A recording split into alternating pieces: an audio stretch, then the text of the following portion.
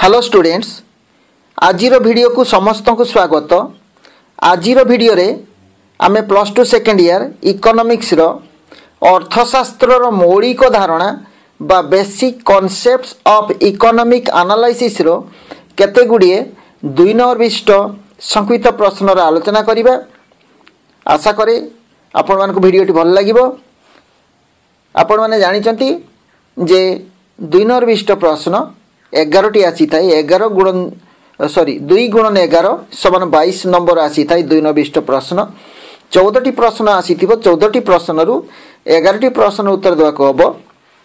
तेणु एई प्रश्न गुड़िकर गुरुत्व रही अधिक मार्क्स आसबारे।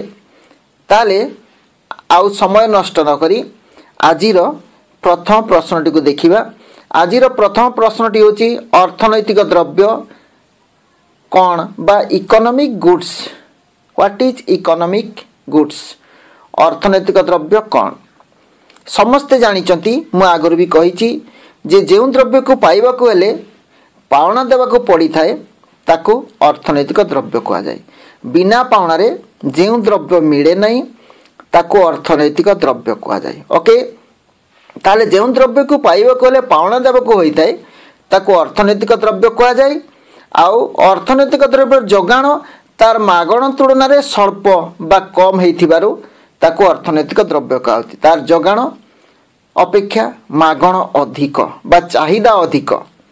गोटे अर्थनैतिक द्रव्यर जोगाण पाखरु चाहिदा अधिक होता है। आउ अर्थनैतिक द्रव्यर उभय व्यावहारिक मूल्य और विनिमय मूल्य मध्य रही। उदाहरण देखिबा कलम, खाता, बही इत्यादि एउडी गला अर्थनैतिक द्रव्य। 2 नंबर देखिबा अभौतिक द्रव्य। नंबर 2 अभौतिक द्रव्य बा नॉन मटेरियल गुड्स। एठारे मटेरियल लिखाई भूल लिखाई ताकू कहा जाए नॉन मटेरियल गुड्स। अभौतिक द्रव्य बा नॉन मटेरियल गुड्स जो द्रव्यर कौन सी निर्दिष्ट आकार आयतन न थाए ताहाकू अभौतिक द्रव्य कहा जाए। जो द्रव्यर कौन सी निर्दिष्ट आकार आयतन न थाए ताकू अभौतिक द्रव्य कहा जाए। यह को देखी हुए नहीं कि स्पर्श करी हुए नहीं, यह को छुई हुए नहीं बा देखी हुए नहीं, यह को केवल अनुभव करी हुए। जेमतिका शिक्षकंकर पाठ पढ़ा बा डाक्तरंक रोगी सेवा एगुड़िक अभौतिक द्रव्यर उदाहरण। ओके, गला अभौतिक द्रव्य। टिके देखिए भूल अच्छी मटेरियल गुड्स लिखाई सेटा नॉन मटेरियल गुड्स। तापर 3 नंबर उत्पादक द्रव्य बा प्रोड्यूसर्स गुड्स। प्रोड्यूसर्स गुड्स उत्पादक द्रव्य कौन? जो समस्त द्रव्य मनुष्यर अभाव को परोक्ष भाव में पूरण करि थाए ताकू उत्पादक द्रव्य कहा जाए। बा जो द्रव्य अन्य द्रव्य उत्पादन व्यवहार होता है ताकू उत्पादक द्रव्य कहा जाए।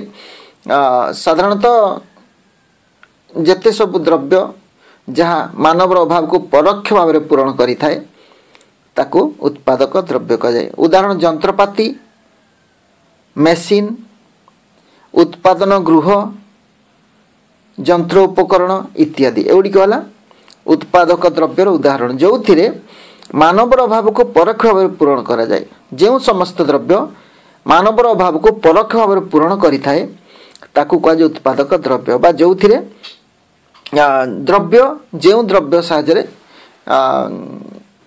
द्रव्य उत्पादन होता है, जी द्रव्य उत्पादन रे साहाय्य करते ताकू कहा उत्पादक द्रव्य। बा जो द्रव्य गुड़िक अन्य द्रव्य उत्पादन व्यवहृत होता है सेगुड़ी को उत्पादक द्रव्य कहा जाए। ओके, तापर देखिबा नंबर 4 मूल्य कहा को कहा जाए बा वैल्यू। मूल्य बा वैल्यू कहा को कहा जाए।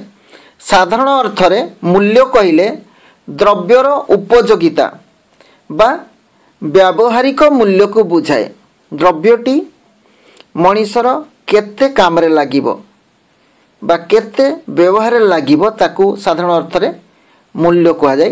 किंतु अर्थशास्त्र रे मूल्य कहिले विनिमय मूल्य को बुझाए। विनिमय मूल्य को मुक्त द्रव्यर केवल व्यावहारिक मूल्य थाए किंतु अर्थनैतिक बा अर्थनीतिक द्रव्यर उभय व्यावहारिक और विनिमय मूल्य रही है। ओके ताले मूल्य कहले कौन अर्थशास्त्र मूल्य कहले केवल विनिमय मूल्य को बुझाए।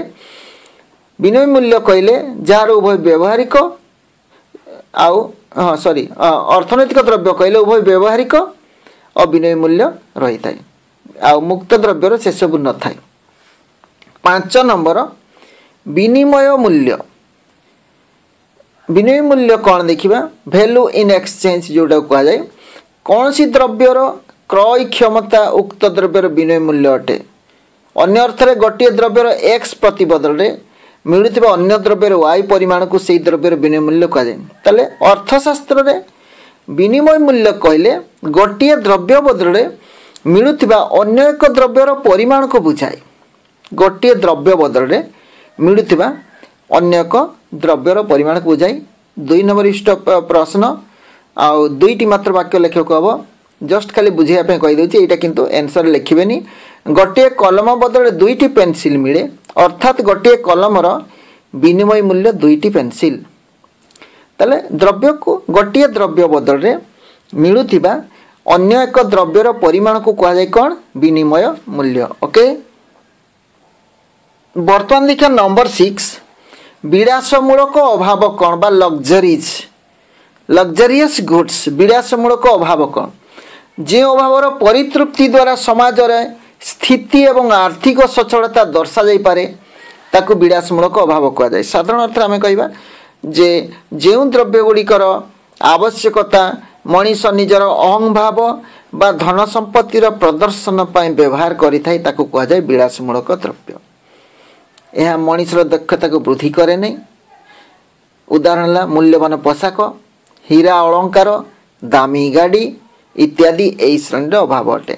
ताले मनीषर वृथा अहमिका बा धन संपत्ति को प्रदर्शन करने बा देखैवाई जो अभाव आवश्यक होता है पूरण कर विलासमूलक अभाव। जो अभावर परितृप्ति द्वारा समाज रे स्थिति एवं आर्थिक सचलता दर्शा जाई पारे माने समाज रे तांकर स्थिति कौन समाज रे तांकर स्टेटस कौन एठी ओडिया स्थिति लिखा जाए स्टेटस। ताले जो अभावर परितृप्ति द्वारा समाज रे स्टेटस मनीष निजर स्टेटस एवं आर्थिक सचलता से केते धनी देखे ही थाई ताकू कह जाए विलासमूलक अभाव। 7 नंबर देखिबा दक्षता वर्धक अत्यावश्यक अभाव कौन दक्षता वर्धक अत्यावश्यक यह कह जाए necessaries for efficiency necessaries for efficiency बा दक्षता वर्धक अत्यावश्यक अभाव। दक्षता वर्धक अत्यावश्यक अभाव कौन जो अभावर पूरण द्वारा मनुष्यर कार्यदक्षता वृद्धि पाई थाए। जो अभावर पूरण द्वारा मनुष्यर कार्यदक्षता वृद्धि पाई थाए से अभाव को दक्षता वर्धक अत्यावश्यक कह जाए। मन रहा जो अभावर पूरण द्वारा मनुष्यर कार्यदक्षता वृद्धि पाई थाए ताकू कह जाए दक्षता वर्धक अत्यावश्यक। उदाहरण पुष्टिकर खाद्य औषध सुस्थ परिवेश इत्यादि दक्षता वर्धक अत्यावश्यक अभावर उदाहरण। जड़े छात्र पाई कलम बा गोटे छात्र पाई टेबुल टे चेयर टे एगुड़िक दक्षता वर्धक अत्यावश्यक या द्वारा छात्र दक्षता वृद्धि पाई थाए। ओके तापर देखिबा 8 नंबर पूंजी बा कैपिटल काहाकू कह जाए पूंजी बा कैपिटल काहाकू कह जाए संपदर जो अंश अधिक रोजगार पाई व्यवहार करा जाए संपदर जो अंश अधिक रोजगार पाई व्यवहार करा जाए बा संपदर जो अंश अधिक संपद उत्पादन रे व्यवहार करा जाए ताहाकू कह जाए पूंजी। संपदर जो अंश अधिक संपद उत्पादन रे व्यवहृत होता है ताकू कह जाए पूंजी। पूंजी को उत्पादनर उत्पादित उपादान कह जाए पूंजी को उत्पादनर उत्पादित उपादान कह जाए। जड़े लोकर 50 क्विंटाल संपद अच्छी 50 क्विंटाल धान अच्छी 50,000 टंकार संपत्ति अच्छी से 10,000 टंका बेपार रे लगेला ताले ये जो 10,000 टंका को आज पुंजी किंतु 50 है तार संपद ताले पुंजी संपदर एक अंश अटे पुंजी संपदर एक अंश अटे मात्र संपद पुंजीर अंश नुहे यहाँ मन रखिए गला 8 नंबर 9 नंबर देखिबा 9 नंबर कौन अच्छी उपभोग द्रव्य बा कंज्यूमर्स गुड्स उपभोग द्रव्य बा कंज्यूमर्स गुड्स कंज्यूमर गुड्स कौन देखिबा उपभोग द्रव्य कौन जो द्रव्य मनुष्यर अभाव को प्रत्यक्ष भाव पूरण करि थाए ताकू कहा जाए उपभोग द्रव्य मन रहिला जो द्रव्य मनुष्यर अभाव को प्रत्यक्ष भाव पूरण करि थाए ताकू उपभोग द्रव्य कहा जाए उदाहरण ला खाद्य पानीय कलम खट एगुड़ी उपभोग द्रव्य उदाहरण एगुड़ी आम डायरेक्ट उपभोग कर कंज्यूम करि थाउ तेणु मन रहा उपभोग द्रव्य कौन बर्तमान देखिबा 10 नंबर संपद बा वेल्थर संज्ञा कौन संपद बा वेल्थर संज्ञा कौन संपद बा वेल्थर संज्ञा कौन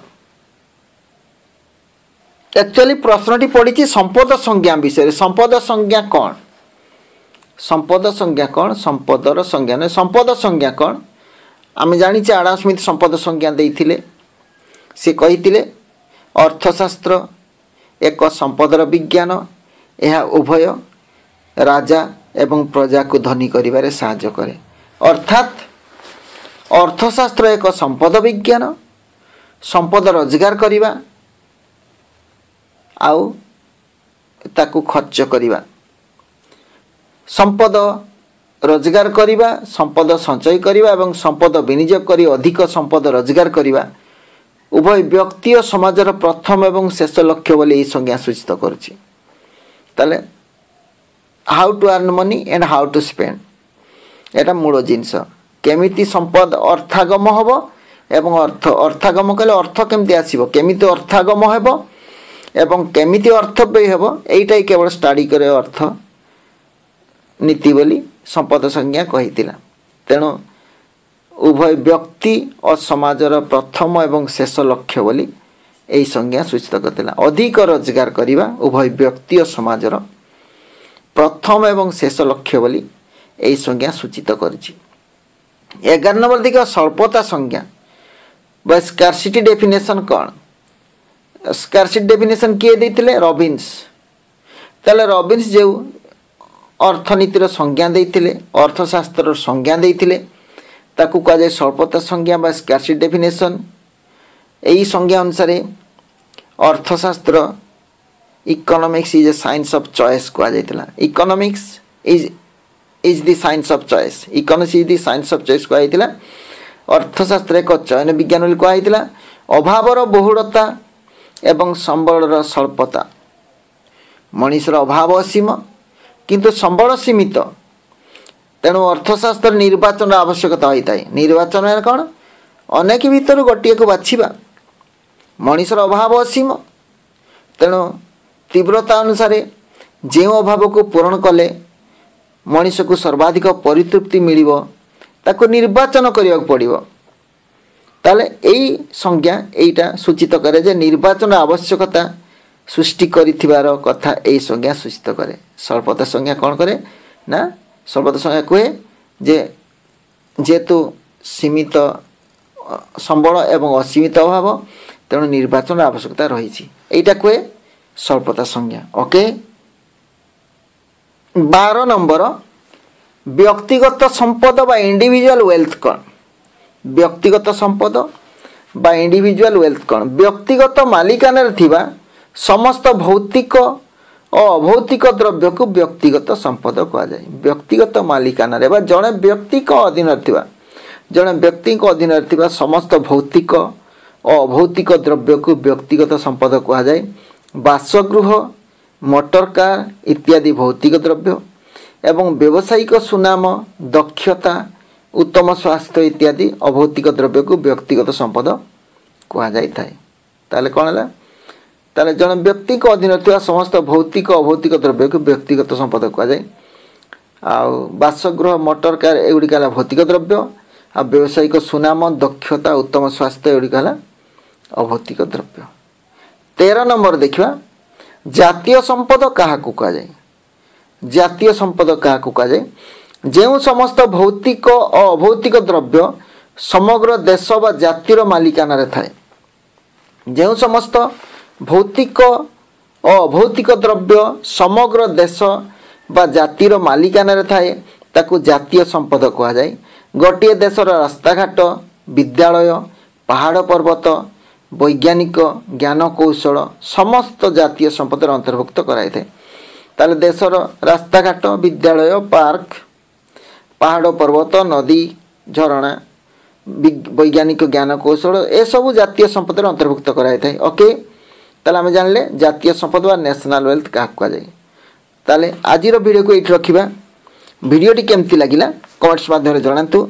जदि भल लगिला लाइक टे करंतु आउ सांगसाथी सहित शेयर करंतु। आउ जदि भल न लगुच कहीं भल न लगुच कमेंट्स रे जनातु कौन असुविधा रहा आउ कौन बुझेबार अछि।